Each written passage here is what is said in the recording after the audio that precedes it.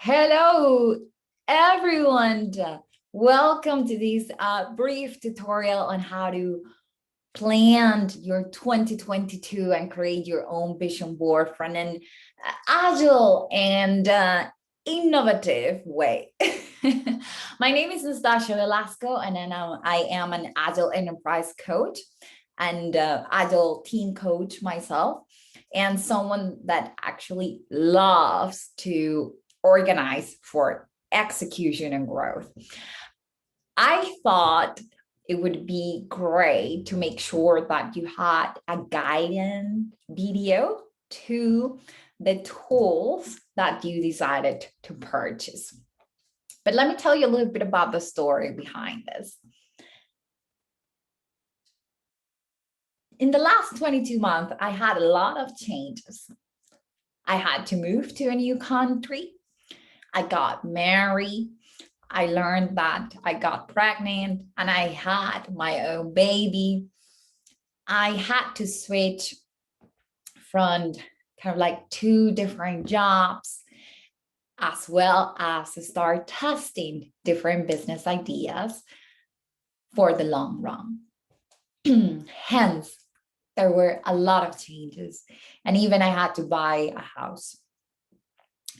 This implied that I had to learn to execute properly, personally, and professionally, and also keep a focus not only in the present, but in the long term. So strategizing about my growth. I checked out so many personal tools, but none seemed to work. Hence, given my background as an economist, as a political scientist, someone that has worked in strategy, in operations, in business development, but also that recently started to become and work in the area of agile and design thinking as a coach, I decided to use some of the things I learned, not only for the organizations I have the pleasure to serve and for my extraordinary teams, but to use them on myself because I needed them. Hence, this is what created these planning tools and this vision board to try to organize yourself. This allowed me in these past 22 months to help a company achieve an acceleration process under kind of like 3 months, but also manage in 1 year of work around 8 different big projects and teams, get 13 certifications across, build a community of more of 1,000 people, lead more than 30 events with 1,950 people, and start myself, acceleration programs on how to build business on the side while getting a new fantastic job in the area of innovation and technology. So many things, and still keeping a beautiful, healthy baby and an amazing husband, kind of happy.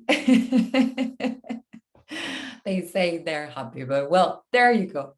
So I thought, you know what? There might be some people out there that, like me, maybe this is an option for them to try out and explore. Maybe it works, maybe it doesn't. But why don't you put it out in the market and let people test it out and try it? So this is the story behind these planning tools that I'm going to share with you. They're not a recipe. They are not a guarantee. Only you will know what's right for you to make you productive in your execution and in your growth. But what I wanted to make sure is that I share what I use. Maybe useful for you, for a friend, or as a reference. But there you go. It's in your backpack of tools and ideas that you can tap into if ever necessary. So with that said, let us actually begin. So I call this set of tools HUMANUS agilities because as humans, we need to be so agile, especially in the current world that we live. And they're just focused on this, on allowing agile personal planning, okay? Now, the key question behind the tools that I'm going to share with you today is how can we approach our personal year planning better so we can execute and grow better, okay? That's actually the key question. To answer this question, because I'm someone that loves modeling and frameworks, I created something that is called the personal Pentagon. It allowed me to plan my year while making sure I progress in key components or streams that I want to make sure that I nail down, that I do something in them. These areas are systemic awareness. As I go through life, I want to be aware of my context, how I'm doing in it, and how I can better contribute to it and take advantage of it, to be honest. Design thinking, I don't want to have things in my mind in which I think everything's going to be all right. Nothing's going to change. I love to actually sketch, shake things up, and approach my life as a constant design, something that will change, that will need adaptation, and that needs me to be flexible. It gives me a sense of freedom and of ownership. The other key component for me when approaching a year, and that I knew it was necessary, it was about prototyping. Thinking, well, I have these goals in my mind, but are they really the things that my life will ultimately need? I have to test them as I go through my year. And then the area of connecting and assuring legacy. For me, it was important that as I moved through my year, I didn't forget the importance of taking and making the best of the extraordinary people that come across my life and that are in my life, making sure that I was there and that I could make the best of them and bring them the best and even grow those connections, as well as making sure that I documented my thoughts and I share it with others and I let them grow their own things by whatever I can give them, which is called for me legacy assurance, making sure that my life is not only one in which I'm aware, I'm constantly challenged and designing and sketching how I can be better, and I am testing things so I can keep on growing, and I am connecting, but that I'm actually also leaving something. So these are the components behind the framework and the tools that I'm going to share. Each of these components, I decided through my work that there were some tools that will allow me to achieve this, to achieve systemic awareness, to achieve the design of my life, to achieve the agile prototyping of my life, to connect, and to assure life legacy.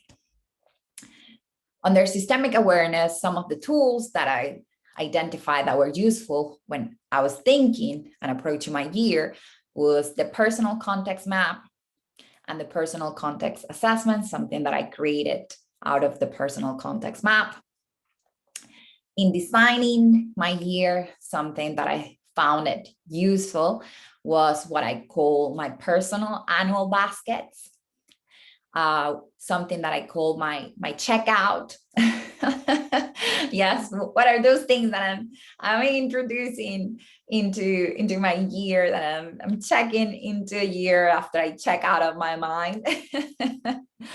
And my personal Canpathy. We do canvas for everything, but what about us?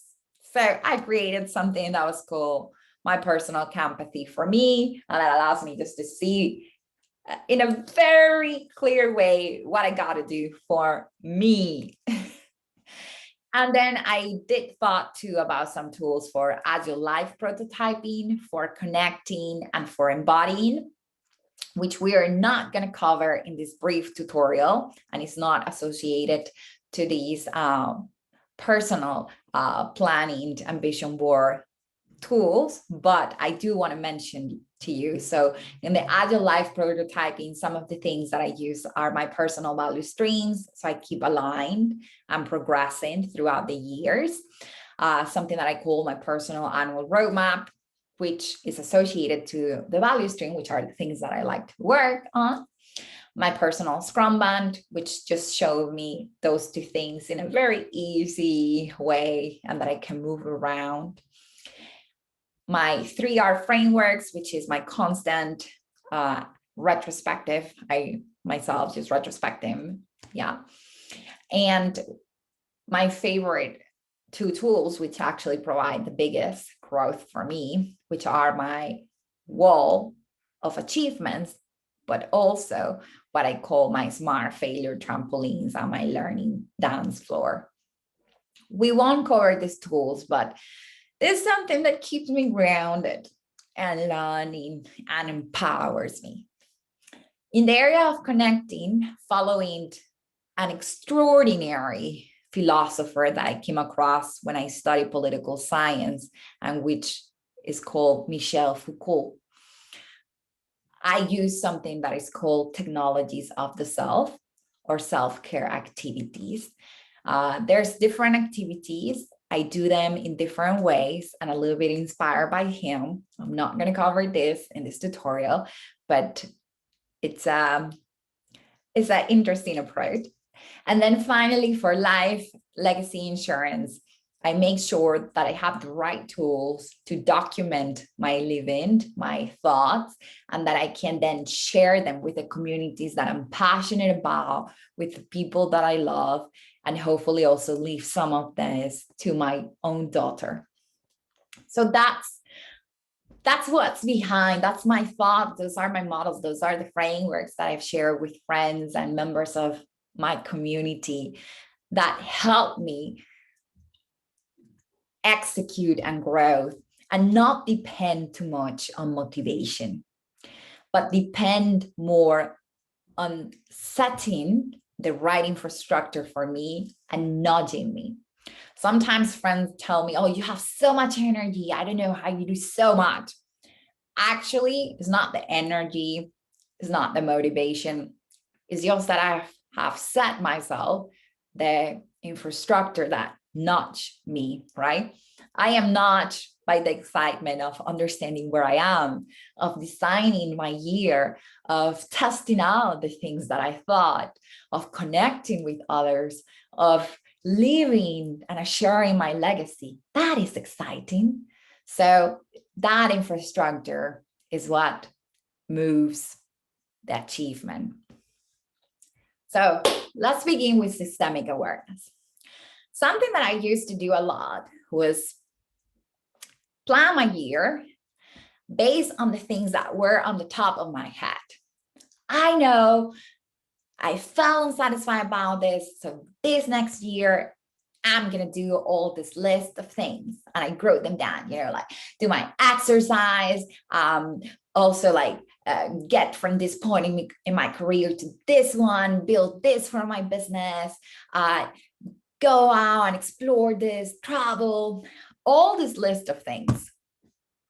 And even because I am Venezuelan, after I wrote down this list of things, the 31st of December, I attached each of these goals to a grape that I had while having my champagne or my wine. Very interesting tradition, but it happened. Now, something that I noticed is that many of these goals that I didn't achieve in my year were due to the fact that I didn't do something that is called context analysis. Why did I realize this? Working as someone that supports in a strategy, in operation, in business growth, in value proposition testing, in creating agile transformation and growing teams, I was doing this all the time for my organizations and teams or products, but not doing it for myself. And doesn't make sense because you have to understand where you are to go where you want to be. Hence, I changed that. I started to do my personal context mapping.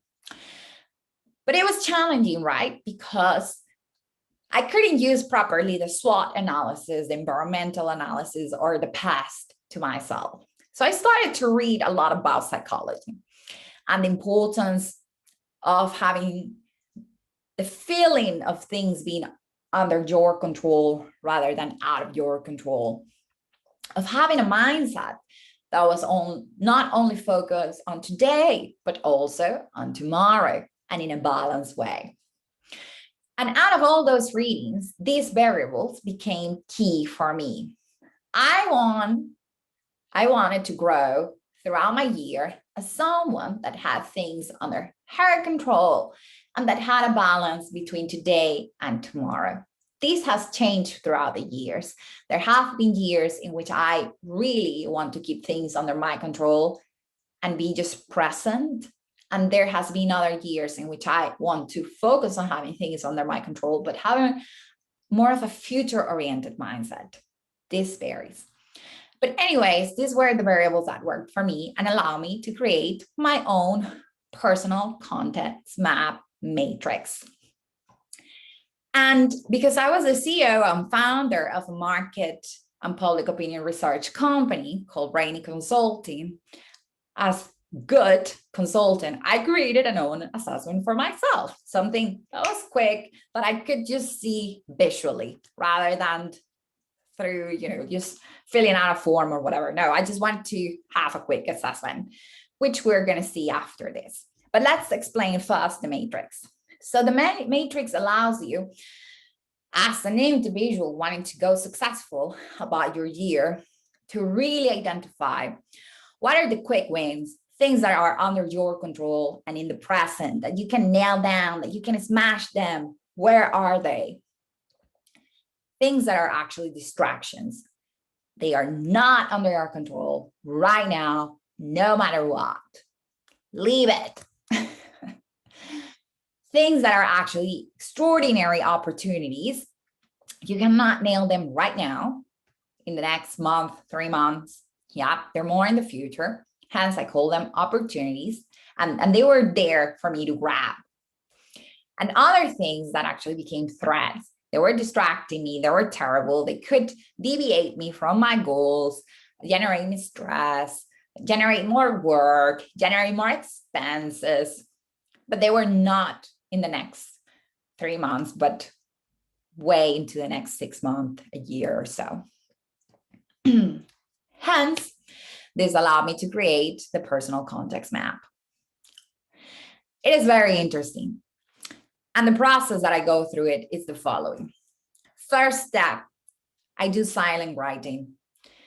I put my post-its in the different areas. What are the quick wins that I identify, the opportunities, the distractions, the threats. I do that exercise first. Try not to overthink it, time it, 10 minutes. So you can see what's on the top of your head. So you can declutter your head. Second step, look at it. What is there? Observe. Observe what's there. Third step, tidy your head. You will identify that there might be some common themes, groupings, or clusters in each of the category. Within quick wins are all your post-it associated to increasing your health and fitness. Under distraction, there several post-its that are associated about reducing your time in a screen.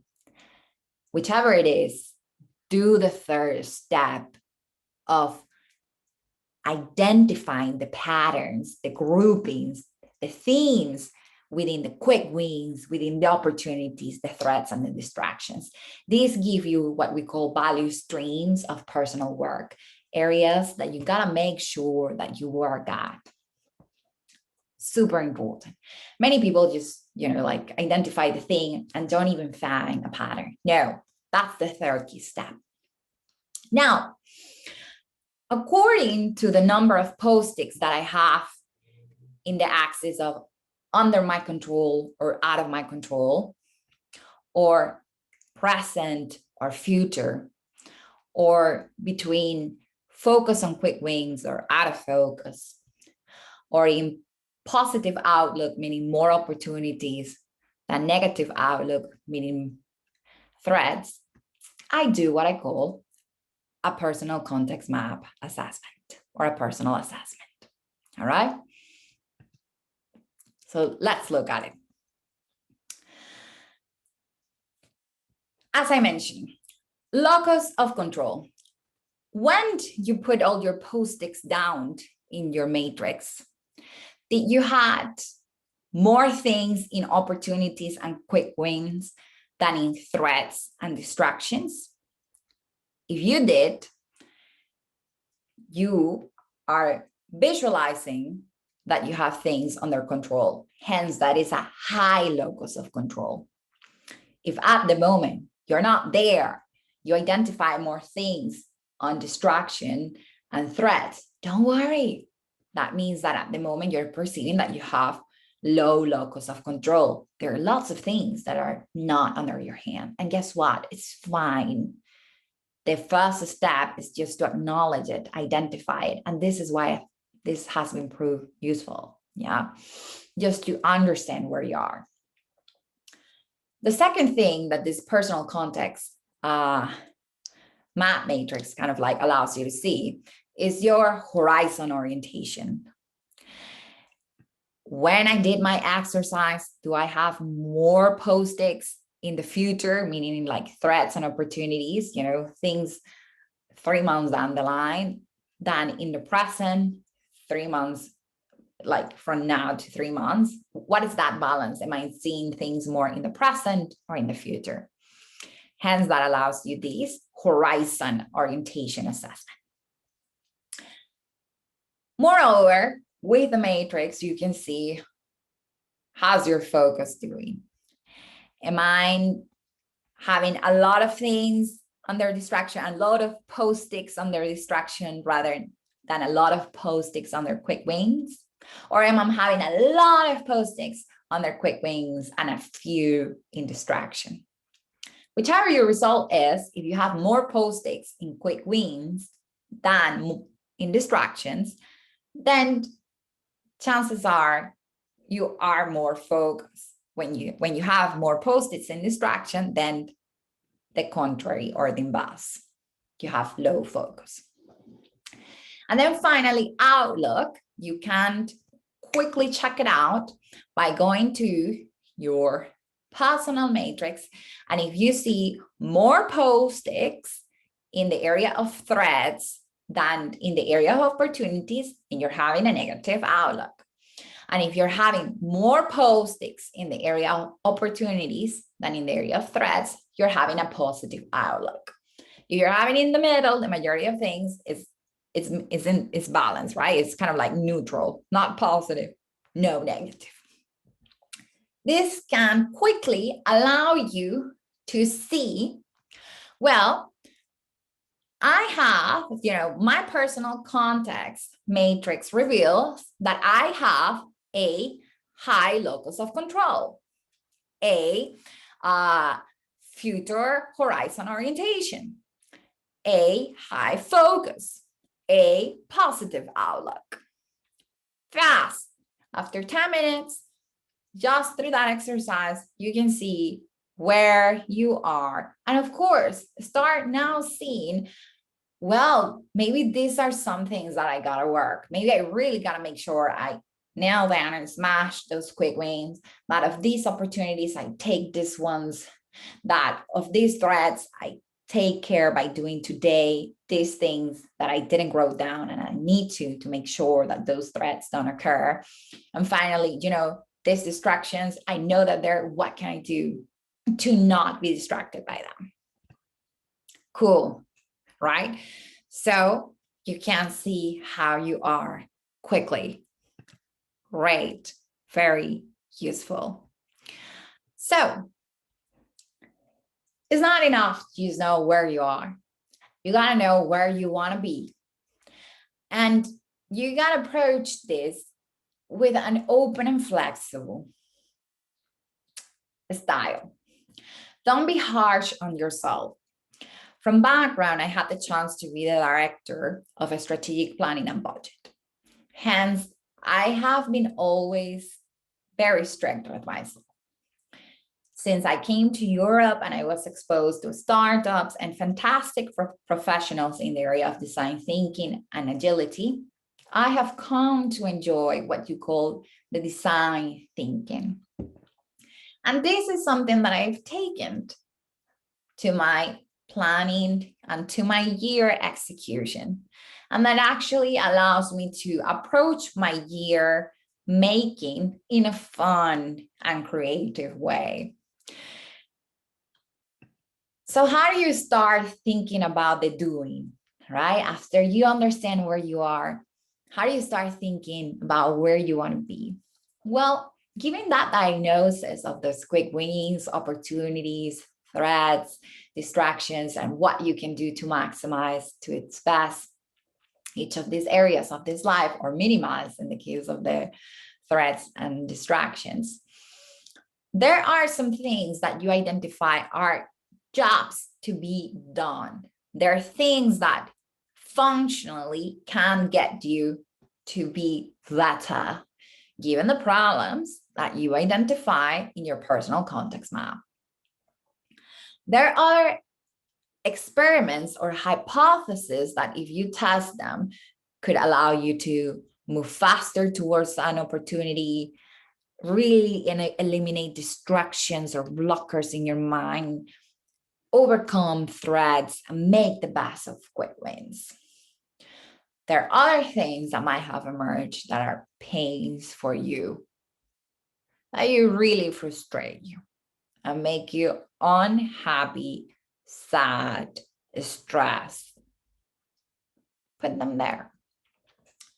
Finally, as you did your personal matrix, there will be some things that you identify as beneficial, things that could generate so much benefit to you if you have in mind, if you double down, if you put actions and initiatives in your year around them. And finally, there's some things that are moonshots that will stretch you, that will challenge you, that will keep you ambitious, and some things that are bad idea and you should, like, even if you're tempted, you leave it to the side.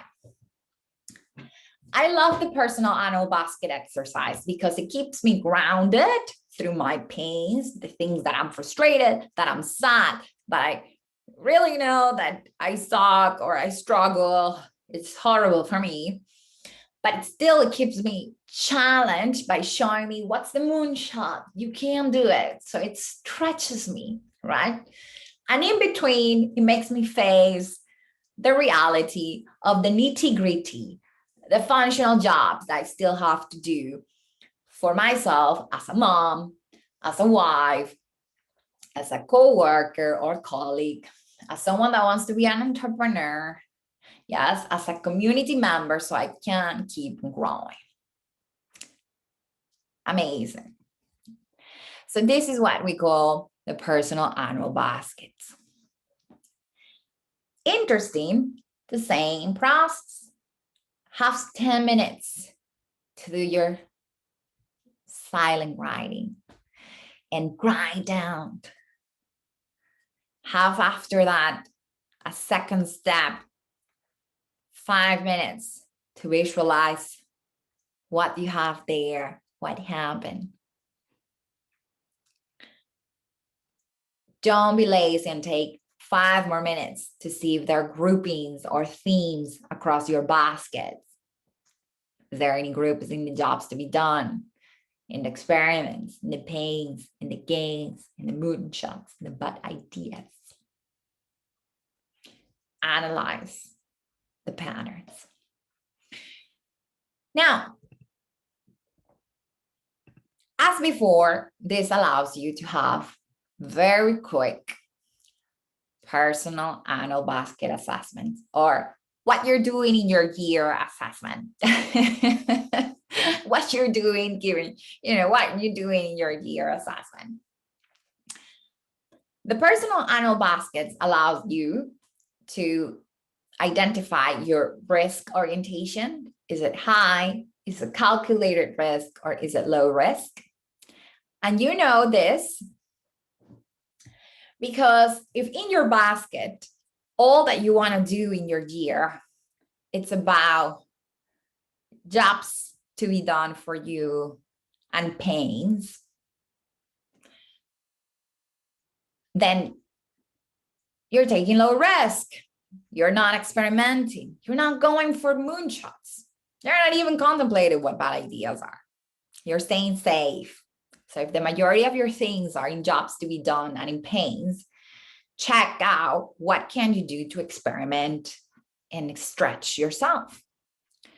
So if you have more post-its in jobs to be done or in pains, chances are that you're being quite conservative, or you're staying low in risk from a fast approach, right? If you're having a lot of things, or your post-its in your jobs to be done, in games, in experiments, some in pains, some in bad ideas, some in moonshots, you have it diversified. Chances are that you're taking, some calculated risk. You're analyzing different things. And if you have all your post-its in moonshots and in experiment, but you're not doing any key job for you, you're not solving your pains, you're not making or taking advantage of the gains, chances are you're taking a lot of risk. Now, low risk or high risk depends on your risk profile, okay? So you might be adverse to risk, or you might be actually someone that thrives with risk. So given your risk profile, your basket distribution will be more optimal or not, all right? Now, I do say, don't be afraid to step out of your comfort zone. If you are too risk adverse, to put some experiments for your years to challenge yourself. Or if you are too of a risk taker, why don't you try out solving key pains? Really doing more jobs are the nitty-gritty for you. Invest in that for yourself.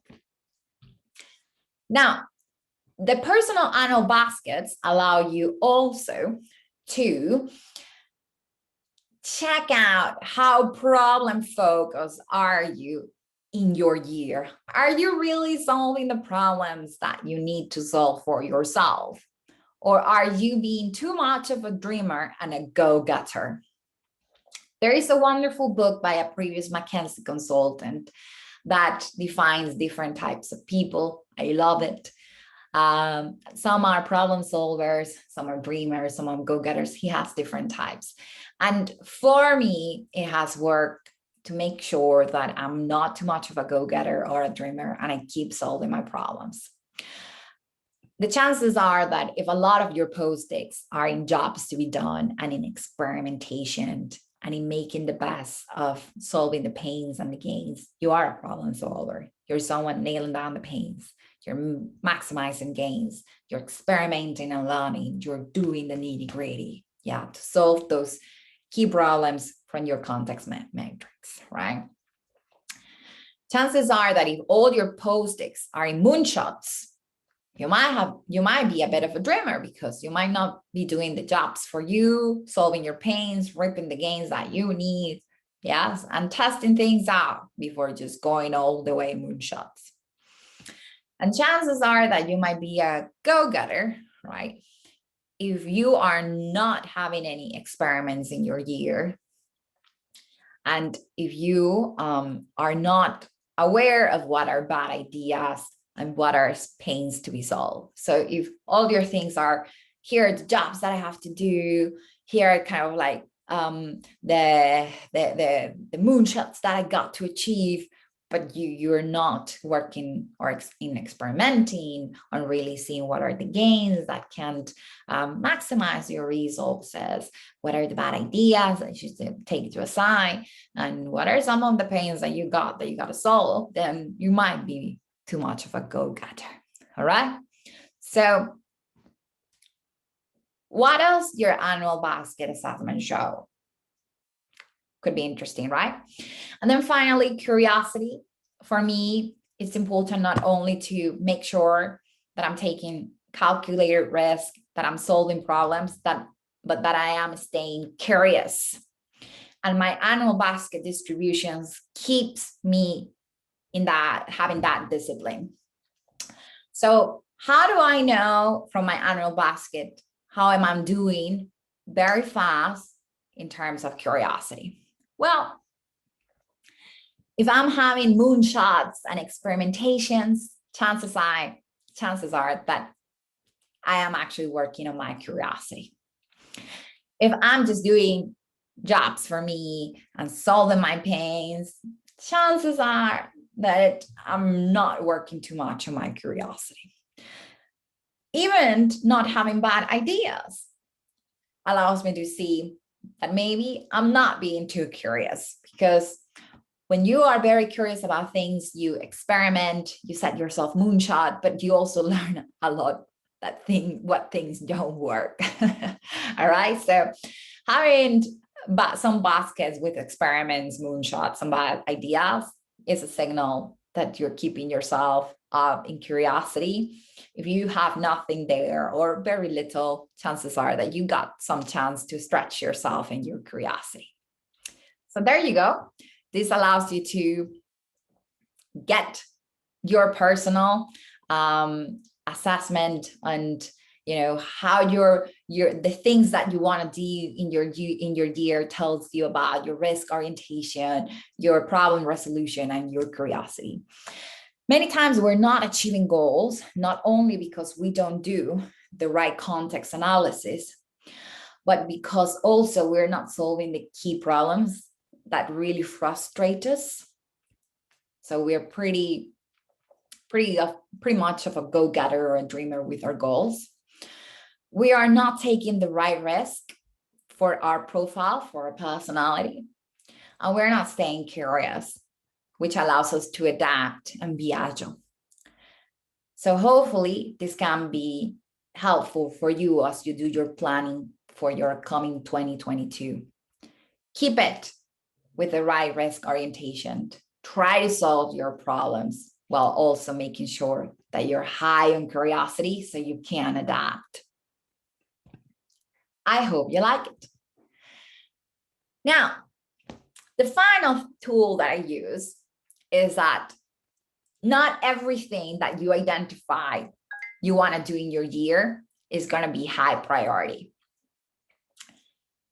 And here's where comes the tool that is called my checkout. From all of those things that I put in my basket, I am only going to pay or take into my year the ones that bring the most value. And what are the things that bring the most value to me? Well, through a prioritization matrix, what I do is that I select the things that after my context analysis and my annual basket analysis, I know will generate the highest or the most personal happiness. Okay. So for that, I take into consideration two things. So first, my emotion. What of these things makes me happy? What of these things makes me sad, angry, or upset? I use these extremes to make it easy for me to see quickly, right? And which ones I'm indifferent. To be honest, which ones I'm indifferent. And they're in terms of priority, which ones I feel that given where I want to be and what I grow down in my baskets are a must, are really pains that I need to solve, are really moonshots that I got to stretch myself, are really nitty-gritty jobs to be done that if I nail down this year, I'm going to drag with them. They're going to be legacy for me in the next year. So what are the must? What are the should? Things that would be good for me to do, but you know what? If I didn't do them this year, I'm not going to die. Next year, 2023, let's go for it. And what are could? Things like, if I really do all these things, this is the cherry on top. The thing that I'm going to say, this year, it was just home run out of it. Okay, there you go. That's a could. Cherry on top. So what I do is that basically I take from my basket the key things that I wrote down and I prioritize them. What are the ones that makes me happy and are a must? What are the ones that make me happy and are a should? What are the ones that make me happy and are a could? And also what are the ones that are a must but make me angry or upset or frustrated, or a should but make me angry, upset, or frustrated, or are a could and make me angry, upset, or frustrated. Because guess what? In life, sometimes we have to do things not only that makes us happy, but also that makes us, that sometimes it's annoying to do, but you know what? If we don't do them, we don't keep improving. And that allows me then very easily to spot what are my must for the year. So what are the things that I want to nail down early on in the year? Because I know that if I do them the first quarter, guess what? The rest of the year is amazing. Or if I start them at the beginning of my year, I will have more chances to complete it by the end. So prioritizing your work, your personal work, because you matter too. So as you see, this is what this is meant to do. So to conclude, this allows you to have what I have called your personal Canpathy, which allows you to see, what are those jobs to be done for me that are a must and that makes me happy or are annoying, but I got to do? What are those gains that I need to achieve that make me happy or are annoying, but I gotta do? What are the pains that I need to resolve? What are the experiments that I'm going to do in the year that I will enjoy? And what's the way then, given these things, that I will think, I will act, I will feel, and I will connect? Okay. And this is something that I have very big and reminds me, these are the key things to do for you this year, given your previous context, how you wanted to challenge yourself, and giving your priority of being happy while still doing the things that annoy you so you can progress. These are all the gains that you're going to achieve. These are all your pains that you're going to resolve to be better. These are all the things that you're going to be experimenting. And you know what? Try to keep yourself thinking, acting, feeling, and connecting this way. Right? So it's pretty refined, right? After this thought process. And one sheet, I don't have 12 goals. I just have kind of like my one sheet, like with my clear things, right? So that's the process to thinking and planning the year, right? So after you became aware of your context, you gather your ideas for the year with a personal annual basket.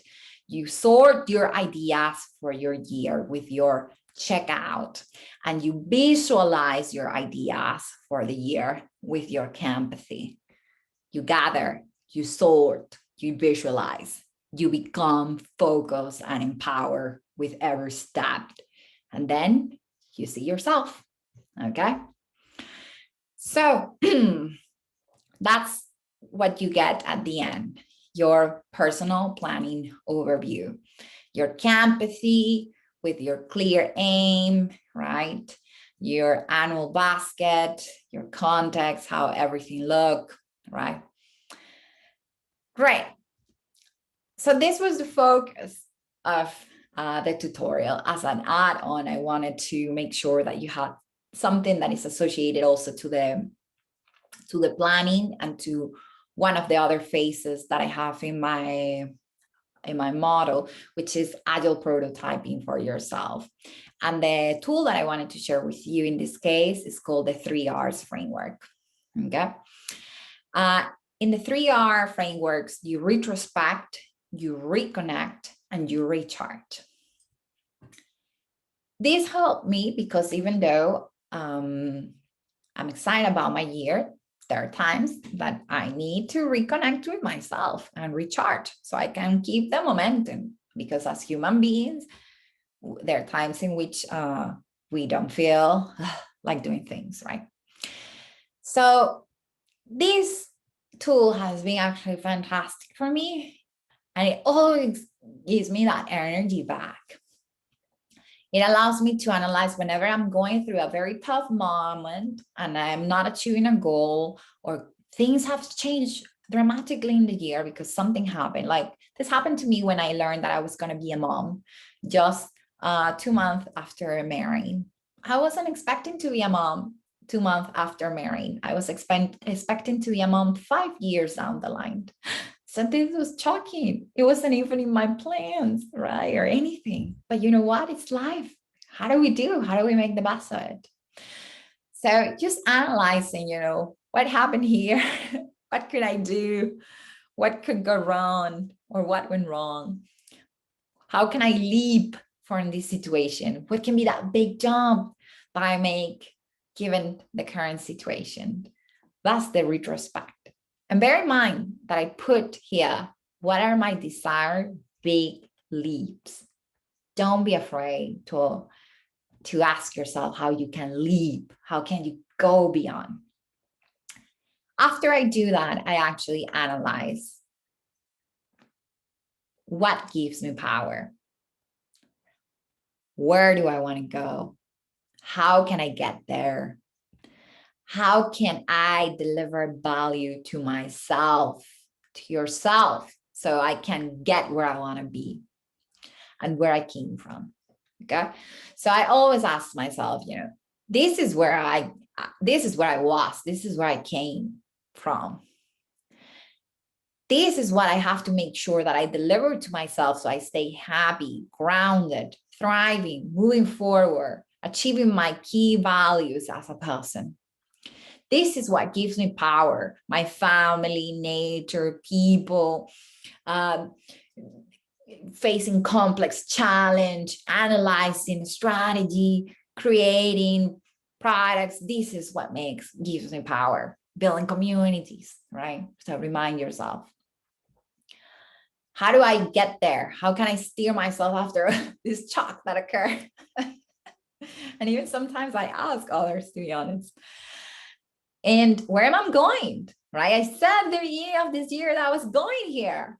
Okay, where am I going given this change? So this is why it's so important, the design approach, right? Because you are constantly designing. You don't have to find nothing, right?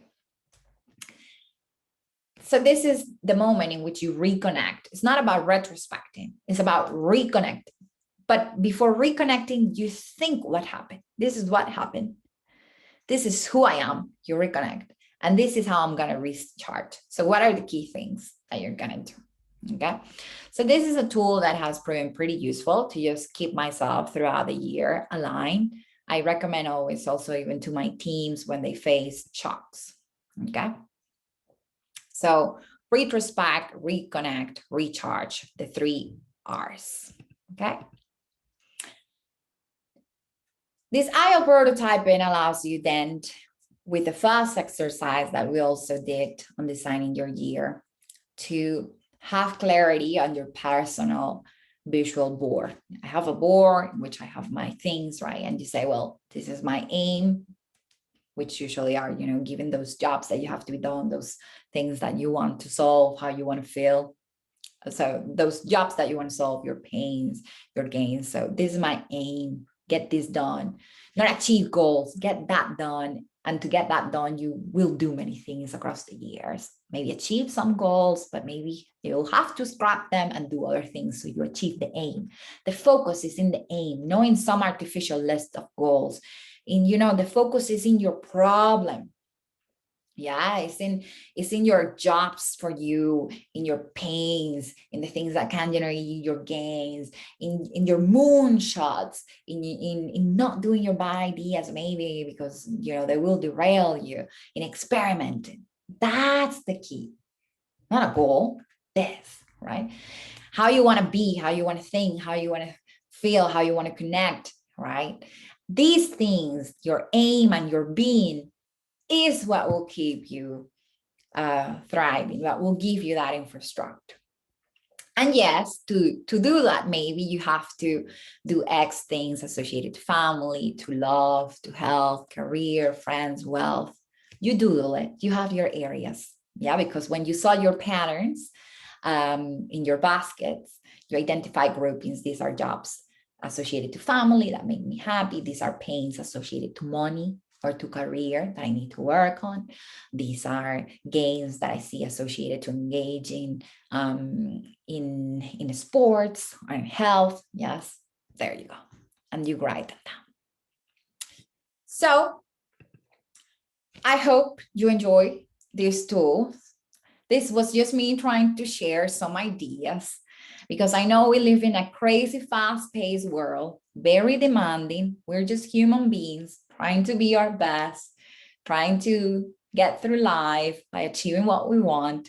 And many times, you know, tools vary and change. Hopefully this just gives you another option for you to keep thriving, being better. We hope you enjoy these tools, but most importantly, we hope you keep progressing, being the best version of yourself, and that nothing stops you in this world. Go for it. Live your life, achieve what you want. And I hope you enjoy it. Bye.